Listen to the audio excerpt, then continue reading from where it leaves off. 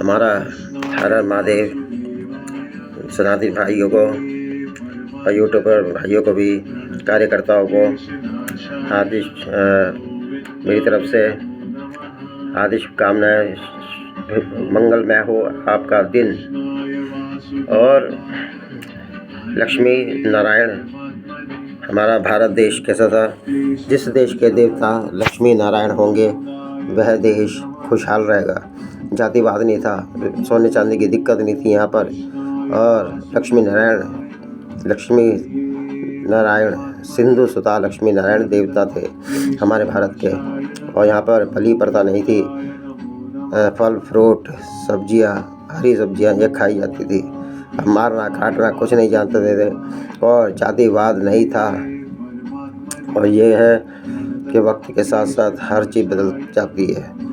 और मेरे भाइयों, उस व्यापार टोक का था हमारा भारत में, अब जिसकी व्यापार के माध्यम से अखंड बना था हमारा भारत। अखंड त्रेता युग सिंधु सनातनी आर्य थे हम। द्वापर युग तक यह नाम चला था और द्वापर युग में सिंधु सनातनी ये भारत कहलाया हमारा देश। मुगलों के आने से इन्होंने क्या करा कि मारकाट मचाई। हम इनके तिलक करते गए, अतिथि देवो भव, तलवार लेकर आए तो हमने सोचा भाई ये क्या है कि रक्षा के लिए तलवार रखे, हथियार रखे हुए हैं। हमें नहीं पता था हमारी बर्बादी का ये कारण था। तो ये आते गए तो हम लोग इनके तिलक करते गए।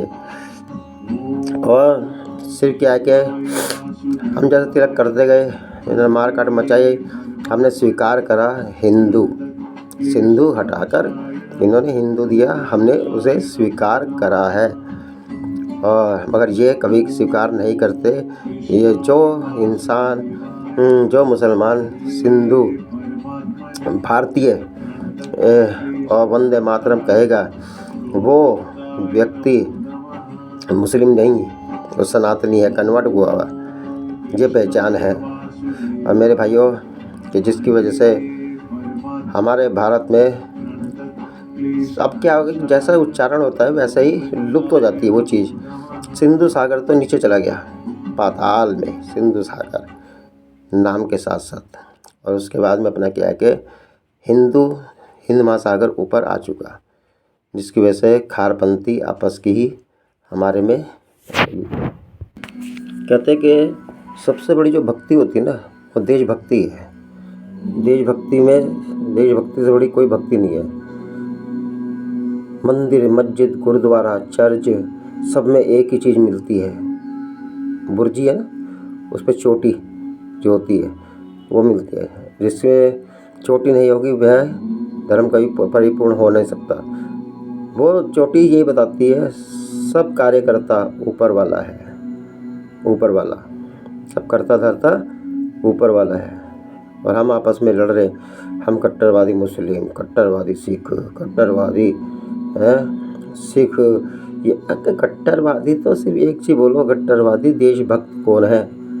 देशभक्त अब यार बॉर्डर पे सैनिक, बड़ा अफसोस होता है, बॉर्डर पे सैनिक खड़े हुए हैं दुश्मनों से, मगर सही मायने में अपने घर के अंदर ही दुश्मन हैंगे। वहाँ से तो चलो रक्षा हो रही, अपने घर से रक्षा क्या हो रही? कुछ नहीं हो रही मेरे भाई। जब जो धरती पे संकट आया, रावण का अत्याचार था, तो वहाँ दो व्यक्ति आए, राम और लखन। कंस राजाओं का अत्याचार था, वहाँ भी दो व्यक्ति आए, कौन? कृष्ण और बलराम। और हमारे इस युग में आ जाओ, हमने जन्म लिया है, यहाँ भी धर्म की हानि हो रही थी, अत्याचार था धर्म के ऊपर, और यहाँ भी सुनवाई नहीं थी हमारी। यहाँ भी दो व्यक्ति आए, मोदी और योगी जी। और क्या है कि अपने ही काट करते हैं और इनको भानता है। ये लोग, इनका डीएनए अगर देखो, वही डीएनए मिलेगा जो शास्त्रों में जिनके नाम हैंगे। एक आलस नहीं होता, एक लालच नहीं होता, मन से शांत होते हैं, शरीर से एक्टिव होते हैं, पांचवी चीज धर्म के पक्के होते हैं। उन्होंने भी त्याग किया था, इन्होंने भी त्याग किया। उन्होंने भी कार्य असंभव को संभव करा था और इन्होंने भी असंभव कार्य को संभव किया। और तुम कह रहे कि कल की अवतार आएगा, इंतज़ार करते रहो कल की अवतार का। वो निगाह भी तुम्हारे पास नहीं है। कल की अवतार अगर आ गया, तुम्हारे अंदर वो निगाह नहीं है जो पहचान कर लोगे, उसका भी तुम अपमान ही करोगे। तो कल की अवतार ये इंतज़ार करते रहो। मेरे हिसाब से तो कल की अवतार हो गया, और निगाहें वैसी होनी चाहिए। हर हर महादेव।